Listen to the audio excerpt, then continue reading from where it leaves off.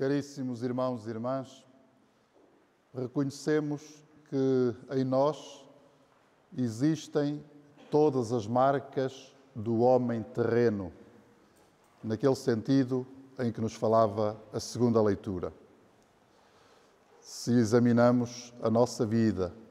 a nossa consciência, se olhamos para as nossas convicções, inclusivamente para os nossos atos, e se olhamos para aquilo que se passa à nossa volta, no nosso mundo e na nossa Igreja, é uma evidência que nós vimos da terra, que somos terrenos. Também se torna uma evidência maior aquilo que dizia a mesma segunda leitura, quando nos fazia o convite para trazermos no nosso rosto, para encarnarmos,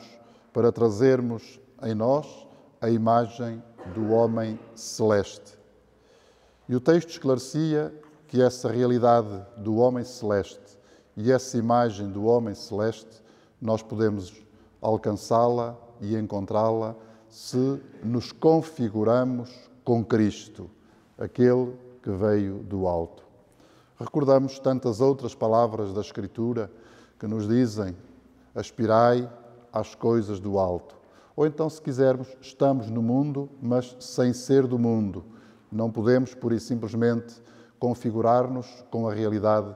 terrena, com a realidade do mundo ou com as coisas naturais, uma expressão também utilizada nas Sagradas Escrituras. E esse, caríssimos irmãos e irmãs, é o grande convite que nós temos sempre. Trazermos em nós a imagem do homem celeste. O mesmo significa a imagem de Cristo, com o qual somos chamados a configurar-nos. O batismo, nós recordamos-lo tantas vezes, é essa primeira configuração com Cristo. Passamos a fazer parte não só da sua família, mas a estar incorporados na sua própria pessoa. Depois, os sacramentos que celebramos, todos eles estão ao serviço desta mesma realidade, que nos configuremos com o Senhor Jesus Cristo, Filho de Deus e Salvador da humanidade, aquele que vem do alto, que é o homem celeste. E nós todos os dias estamos, por assim dizer, em circunstâncias e condições em que temos a possibilidade de dar passos nesta mesma configuração com Cristo. Todos sabemos também que o culto divino, a liturgia, os sacramentos, portanto, e de um modo muito especial, contínuo, constante, semana após semana, a celebração da Eucaristia como grande mistério da nossa fé. E sabemos também que tudo aquilo que celebramos e o modo como celebramos, tudo aquilo que fazemos ou deixamos de fazer, todas as atitudes que tomamos ou deixamos de tomar, significam, por um lado, que estamos ou não a fazer caminho, e se celebramos da forma adequada, da forma reta, da forma justa, tal como a Igreja nos diz que havemos de celebrar, que temos as ajudas, os ingredientes todos necessários para fazer esse caminho de configuração com Cristo. Nós temos um trabalho ainda muito grande a fazer, como sobressai da realização deste dia e de tantas outras ações que concretizamos, no sentido de tornar a Eucaristia e os sacramentos, de facto, o lugar deste enraizamento em Cristo, desta configuração com Cristo. E nós, os que estamos aqui e muitos outros, como disse logo no início, assumimos, porque somos chamados por Deus e pela Igreja a realizar esta missão tão nobre. Estamos ao serviço daquilo que de mais santo e de mais sagrado existe na nossa vida, existe na vida da Igreja, que é este encontro, esta configuração com Cristo nos sacramentos e, nomeadamente, pois, na Eucaristia, que domingo após domingo nós celebramos. Mas também sabemos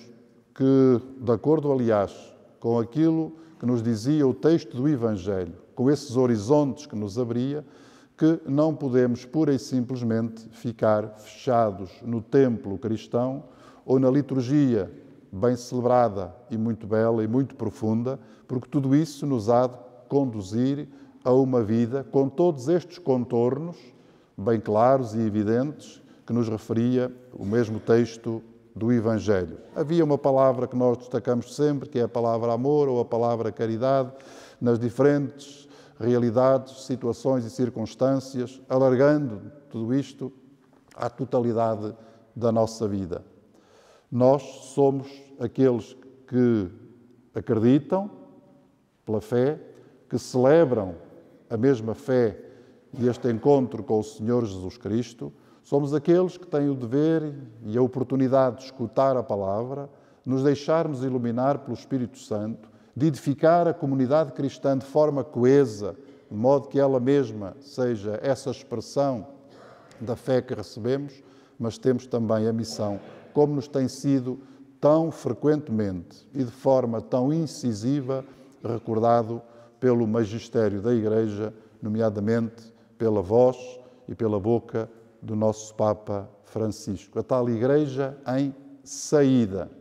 Só que não pode haver uma Igreja em saída que não seja também a mesma Igreja que dentro de si mesma, na coesão de si mesma, na vivência e na celebração da fé, não vai ao mais profundo. Quem não se configura com Cristo dentro do espaço da vivência da própria fé, também não pode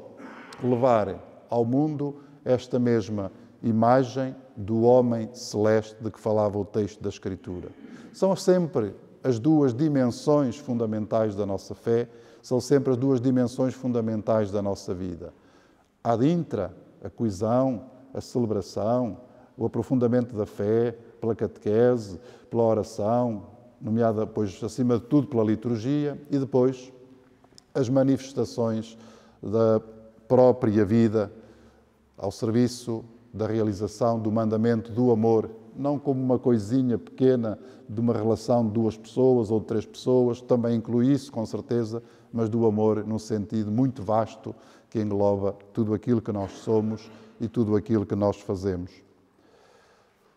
Percebemos que estamos num mundo muito diferente daquele em que, porventura, a maior parte de nós nasceram. Felizmente, temos aqui muitos jovens que já são outras gerações e que não são, pura e simplesmente, a dos anos 40 ou 50 ou 60 ou por aí fora. Temos aqui muitos jovens, mas a maior parte de nós, porventura, percebe pela evidência e pela evolução dos próprios tempos que estamos numa situação em que esta centralidade da fé acolhida, vivida e celebrada é essencial para que possamos ser, enquanto pessoas, mesmo enquanto indivíduos, mas enquanto famílias, enquanto comunidades e enquanto Igreja, essa transparência da imagem do homem celeste, do verdadeiro rosto de Cristo, que ama, que quer bem, que salva, que acompanha, que está presente na vida das pessoas em todas as suas situações. E nós, enquanto indivíduos, enquanto famílias cristãs, enquanto Igreja, percebemos que é urgente levarmos essa imagem do homem celeste, essa imagem de Cristo. Gostaria, por isso, de vos convidar, cada um na sua paróquia, na sua comunidade, no lugar onde habitualmente celebra, a tudo fazer para que entremos nesta profundidade cada vez maior dentro daquilo que é o espírito do ensino da Igreja para o nosso tempo. E gostaria também de convidar-vos a serdes essas pessoas alegres, essas pessoas felizes, essas pessoas de rosto brilhante e luminoso que nas variadas circunstâncias da vida, profissional, familiar, nas relações interpessoais, sejam elas quais forem, termos a mesma capacidade bem enraizada e bem alicerçada, porque acreditamos e porque celebramos, transmitir essa imagem, esse rosto alegre, feliz, misericordioso e salvador do homem celeste, do Senhor Jesus Cristo.